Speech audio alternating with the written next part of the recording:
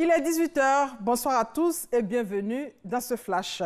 Le Conseil des ministres s'est réuni ce mercredi. Plusieurs sujets ont été examinés, notamment l'organisation des sénatoriales. Le gouvernement a affirmé qu'il n'y a aucune violation de la Constitution. Il y a eu aussi des nominations. L'ex-chef d'état-major général, Soumaïla Bakayoko, nommé au conseil d'administration de la CIR en remplacement d'Akosi Benjo, dont le mandat est arrivé à terme. Alakwa Djoremi a été nommé au conseil d'administration du Bénet. Entre autres décisions, la réduction du montant du document unique de transport, qui est la taxe prélevée pour le transport routier de marchandises. Le DUT passe désormais au montant unique de 500 francs au lieu de 4 000 francs CFA prélevés jusque-là. Écoutons maintenant le porte-parole du gouvernement. Au titre du secrétariat d'État auprès du Premier ministre chargé du budget et du portefeuille de l'État, en liaison avec le ministère des Transports, le Conseil a adopté une ordonnance portant modification de l'article 883 du Code général des impôts ainsi que le projet de loi qui s'y rapporte, le projet de loi de ratification qui s'y rapporte.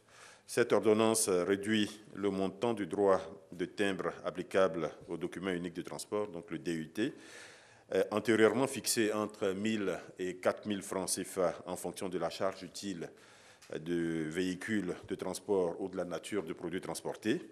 Donc, est réduit de 1 000 à 4 000 à un montant aujourd'hui unique de 500 francs CFA, quelle que soit la charge utile des véhicules de transport et quelle que soit la nature du produit transporté. Cette mesure vise principalement à harmoniser ce tarif avec celui pratiqué dans les pays de la sous-région. L'autre sujet abordé en Conseil concerne la question d'enlèvement d'enfants et crimes rituels. Le gouvernement a souligné qu'il fait tout pour protéger les Ivoiriens. Nous y reviendrons. Destination Paris pour parler du Salon international de l'agriculture de Paris. Troisième jour, le cacao de Côte d'Ivoire et son chocolat étaient à l'honneur au stand de la Côte d'Ivoire. 50 enfants de la diaspora de 5 à 15 ans ont participé à un atelier de formation.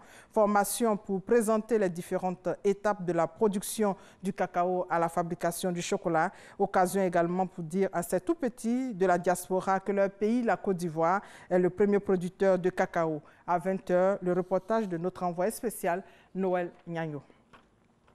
Ici, justement, plus de 1 000 entreprises hors zone invitées à se faire immatriculer. Depuis le 1er janvier 2018, un décret fixant les conditions d'implantation des unités industrielles en dehors des zones industrielles est entré en vigueur. L'objectif est de confiner ces unités industrielles dans les zones industrielles dédiées. Dans le cadre de la mise en œuvre de ce décret, l'Agence de gestion et de développement des infrastructures industrielles a organisé une rencontre d'information et d'échange en vue de sensibiliser les industriels concernés par la mesure. C'était au plateau. Ce soir aussi, le reportage de Cheikh Koné. Hors de nos frontières, au moins 14 personnes sont portées disparues après le naufrage de plusieurs embarcations sur le fleuve Congo. Une centaine d'autres ont pu être secourues selon le bilan communiqué par le ministre de l'Intérieur, Henri Mova. Le naufrage est survenu dans la nuit de lundi à mardi dans une province dans le sud-ouest de la République démocratique du Congo.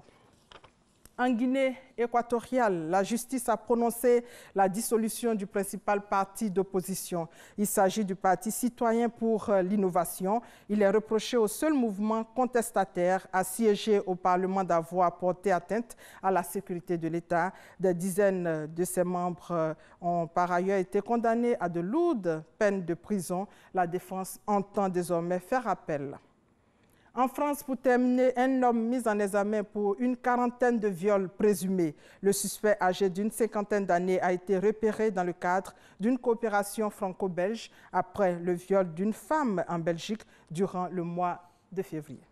Et c'est la fin de ce flash. On se retrouve à 20h, mais avant l'info régionale.